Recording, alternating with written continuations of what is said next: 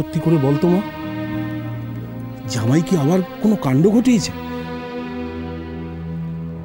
তুমি কেন এসব জিজ্ঞেস করছো মামা? না এমনি, মানে আমার মন বলছে তুই কিছু একটা লুকোচ্ছিস আমার কাছে মা।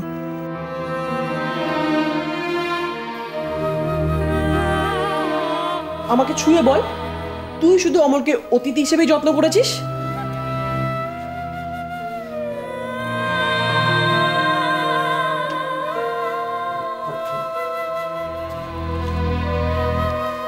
এই প্রশ্নটা তুমি বড়দের সামনে করছো? ছি!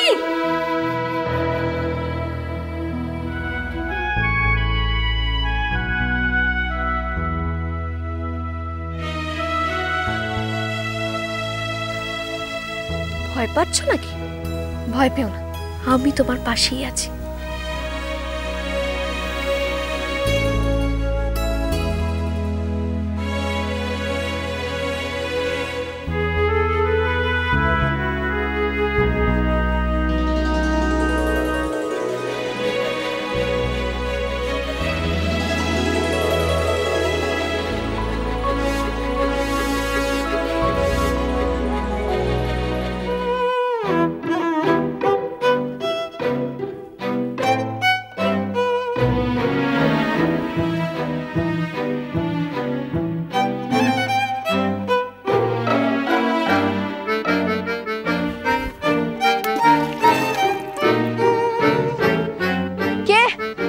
এখানে কেউ আছো নাকি?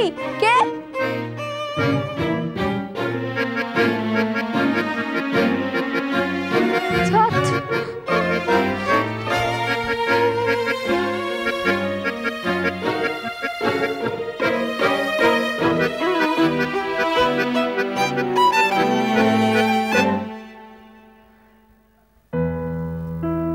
নিশ্চয়ই ভয় পেয়েছে, নিজেকে খুব সাহসী ভাবে তো, আসলে ভীতু, তাই বেশি খোঁজ না করে চলে গেল। চাই আমি গিয়ে বাসবনে অপেক্ষা করি, ওইখান দিয়েই তো ফিরবে। যাওয়ার সময় খপ করে ধরবো, ধরে বলবো অনেক হয়েছে, এবার বাড়ি চল। চাই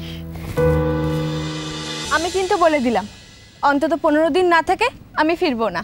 বাড়িতে কি ঝামেলা হবে ভেবে দেখেছো? তুমি সামলাবে। এখন যদি লক্ষ্মী গ্রামে থাকতো, ঠিক একটা বুদ্ধি বার করতো। ভাগ্যিস নেই তোমার সেই বন্ধুটা তো, যে কিনা বিয়েতে ছাগল নিয়ে এসেছিল। অলক্ষী কোথাকার। ছাগলটা কি কাণ্ড করেছিল বলো? পালকি চড়ে এসছিল। লক্ষ্মীটা পারেও বটে, কেমন আছে কে জানে। চলো চলো, বেলা বয়ে এলো।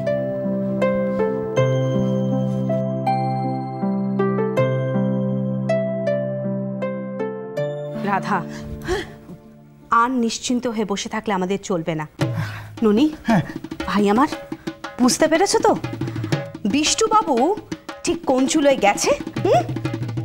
উমা, বড় বৌদি, বাবা তুমি এর মধ্যে বুঝেও গেলে। বাবা গো, তোমার মাথায় কত বুদ্ধি। হ্যাঁ বৌদি। আচ্ছা বৌদি, ঠাকুরপো কোথায় গেছে গো? তোমাদের মাথায় যে কি আছে বলো তো গোবর? এই সামান্য জিনিসটা তোমরা বুঝতে পারছো না? আমি তো বেশ বুঝতে পারছি, বিষ্টু এই ফাঁকতালে নির্ঘাত ওই গুনগুন না চুনমুন ওর খপ্পরে গিয়ে পড়েছে। ওমা, ও বড় বৌদি, তাহলে এখন কি হবে? এখন কি হবে? দুয়ে দুয়ে চার করতে তোদের যে এত কেন সময় লাগে বাবু বুঝি না। আমার কি মনে হয় জানিস রাধা, এই বাড়িতে যে ব্যাপারটা ঘটলো এটা বিষ্টুর সম্পূর্ণ সাজানো। হ্যাঁ বৌদি, হ্যাঁ তুমি একদম ঠিক বলেছো।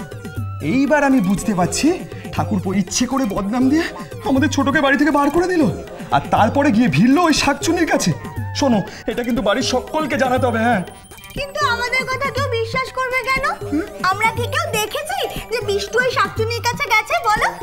না, আমরা কেউ দেখিনি, কিন্তু ভেবে দেখ রাধা, এটাই যদি হয়ে থাকে তাহলে তো মেয়েটার কপালটা আরো একবার পুড়ল। না বৌদি না, ছোট আর কষ্ট সহ্য করতে পারবে না গো। ঠিক বলেছো ননি, ঠিক বলেছো। আর দেরি করা চলবে না, বিষ্টুকে যেমন করেই হোক আমাদের ফিরিয়ে আনতেই হবে। আর এটা যদি কেউ পারে, পারবে একমাত্র অলক্ষ্মী। বেচারি তো কিচ্ছু জানে না গো বৌদি। জানে না, জানবে। ননি, তুমি আর দেরি করো না তো ভাই, তোমার দাদা দোকানে আছে, ওকে নিয়ে তোমরা অলক্ষীর কাছে যাও। স্বামীর ওপর অভিমান করে বসে থাকলে এখন তার চলবে না, এটা তাকে বুঝতেই হবে। তুমি আর দেরি করো না ভাই, নইলে যে বড্ড দেরি হয়ে যাবে। হ্যাঁ বৌদি, আমি আসি গো। দুগ্গা দুগ্গা। আচ্ছা বড় বৌদি, বিষ্টুকে আবার ধরে আনতে হবে? আচ্ছা, ও কি আর কখনো অলক্ষীকে ভালোবাসবে না? রাধা, সেটা সময় বলবে অলক্ষীর ভাগ্যে শিকে ছিড়বে কি না। মিনি, আস্তে আস্তে।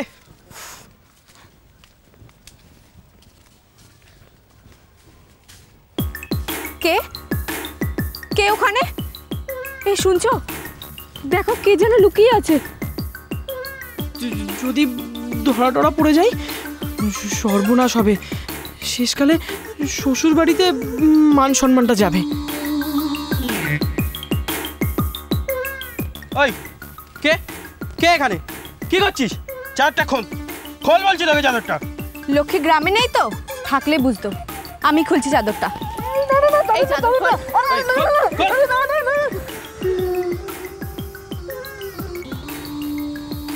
এ কি বিষ্টু দাদা, তুমি?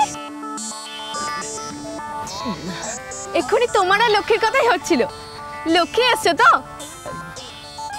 কোথায় লক্ষ্মী? আর তুমি এরকম ভাবে বাস ধরে লুকিয়ে আছো কেন?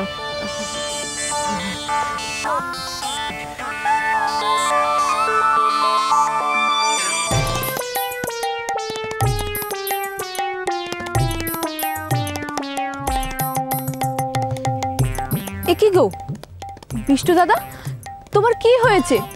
কি দেখছো ওখানে?